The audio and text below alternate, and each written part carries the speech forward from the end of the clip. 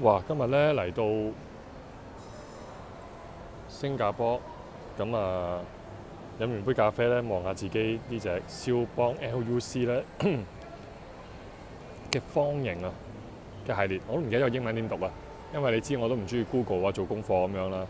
咁啊係第二代嚟嘅，第一代咧就比較典雅啲嘅，個面咧就有 Guilloche 紋啦，咁就傳統肖邦嗰啲乳笛型嘅 index 啦，咁就斯文啲再大啲嘅。呢隻咧反而就退翻合適嘅 size， 咁啊40mm 嘅長度啦，37mm 嘅闊度，咁戴上手就似39mm啦，咁薄佢真係好薄嗰啲錶。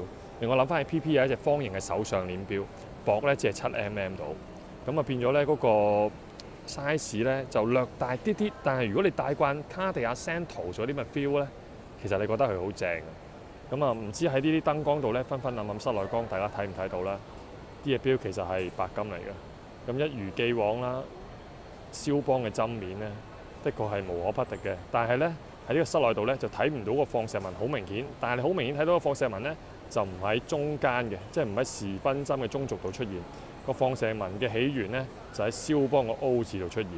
其實咧一向都係肖邦咧 LUC 嗰啲設計咧都係咁樣噶啦。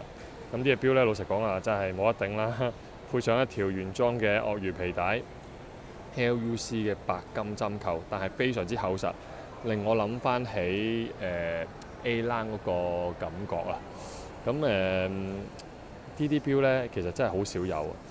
我就好想拆埋個機芯反轉俾大家睇，因為咧方形嘅機芯亦都唔容易出現。咁啊，通常我見到方形嘅機芯咧，通常都係出現喺啲貴價少少嘅手錶啦。咁當然佢定價就唔係好誇張，15萬鬆啲啲。咁啊，一定會有折扣添啦。但係以一隻肖邦咁嘅質素嚟講咧，如果你睇機芯咧，其實我覺得啊，尤其是而家咧好多 PPAP 嘅機芯咧，由10幾20年前咧有成一半以上嘅 parts 都要人手做咧，到而家我覺得係7:3比啦，7成嘅機械，3成人手咧。我覺得肖邦咧而家嗰啲機芯睇翻落嚟咧，更加有一個味道，更加有一種工藝感覺。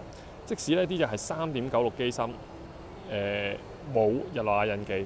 但係咧，佢啲拍士全部倒角邊位咧，內外都拋晒光嘅，邊緣係修飾晒嘅，變咗就好好睇咯。一個幾靚嘅 step bezel 啦，2層啦，一個好好睇嘅路軌嘅分鐘刻度，配上同心圓嘅秒針日曆，隻錶咧日用性就無敵㗎啦。咁如果咧大家嫌咧 PP 啊、積家啊嗰啲金錶啊，老實講啦，而家積家啲鋼嘅 reverse 都貴好多啦。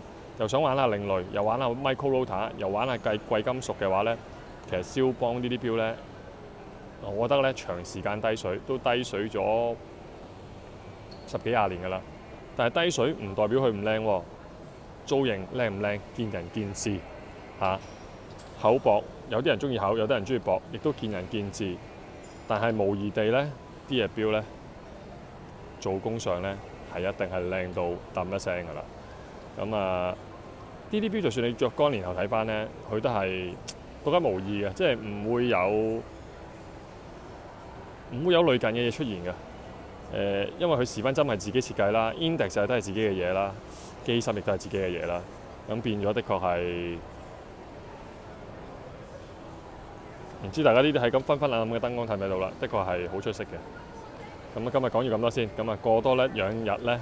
我就反轉個背面俾大家睇啦，咁祝大家有個美好嘅星期四，拜拜。